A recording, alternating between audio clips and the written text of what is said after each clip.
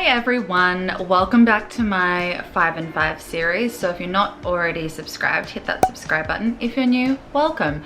I'm going to be talking about 5 tips, reasons, things to do in 5 minutes. I've got a lot of other videos, so please check them out in the playlist, labeled obviously 5 and 5. And I'm going to hit the timer and 5 minutes is counting down.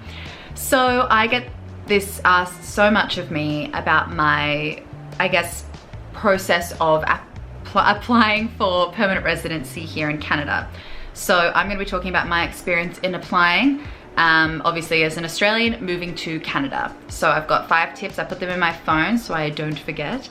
Alrighty, so the first thing I think everyone should do is go onto the Canada government website and calculate your CRS score.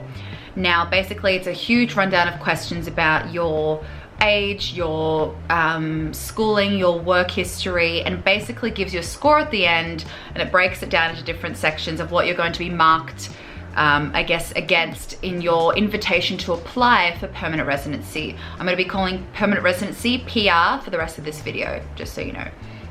So, from your CRS score, you can see whether or not you have to get more points or you're okay, I guess, in terms of standard. That brings me to number 2. The standard means what the previous rounds of invitations have been. So when I first arrived here in 2018, the scores were quite low. The scale is pretty much from 0 to, I want to say 1,000. So 600 to 1,000 is like the doctors, lawyers, like people who are sort of in that top range.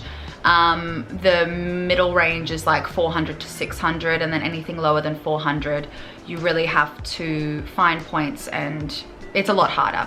Anyway, so when I first arrived, the scores were quite low, and now they're a lot higher, so it's a lot more competitive. So yeah, look at the previous rounds and figure out where you sit in that sort of ranking system. It sucks, it's a ranking system. Oh my gosh. Number 3, always have more points. So as I said, don't just cruise in with the points that you have. My points were okay, but I was so paranoid and I know how competitive it is. So I worked for 1 year in Canada in a skilled work position to guarantee that I get those extra 40 points. It's only 40 points. It's not anything like my degrees got me or my age or whatever, but those points is what I needed to get into that higher zone over 500, which kind of guaranteed me an invitation to apply for PR. Just checking, I've got 2 minutes left. Okay. Number 4, organize your WES assessment and English test early. So for those who know about applying for immigration within Canada, it's going to sound a bit strange if you don't know what I'm talking about, but WES is basically a third-party organization that assesses your degrees and gives you the equivalent to the country that you're immigrating to. So my degrees, I got all the information from my 2 universities sent to me, and then I sent that to WES, and then WES calculated it in terms of Canadian equivalency. So my second degree, my postgraduate in journalism, actually gave me 4 years instead of the 1 year that I did in Melbourne. So it gave me 4 years equivalent. So it gave me, like, I've technically done 7 years of study in Canada's standards, which was amazing and which got me extra points. So get that assessed early. I've got a minute and a half, sorry. And the English test as well. So it's a 3-hour exam. Even native speakers have to take it. So I did the CELPIP, so CELPIP test, which was all on a computer. It's a 3-hour assessment that does listening, reading, speaking, and writing, and then you get ranked again. You want to get in that 10 to 12 range. I got 11s and 12s, but it was difficult, even for a native speaker I'm good at English. So study for it. If you don't pass or get the good enough results, you want to do it again, you just have to pay and do it again. But get that great score, because that's going to give you the most maximum points, and you want the extra points. Ooh, I've only got 45 seconds left. Yeah, so if you already are trying to immigrate, you'll know what those tests are, the test is, and what WES is.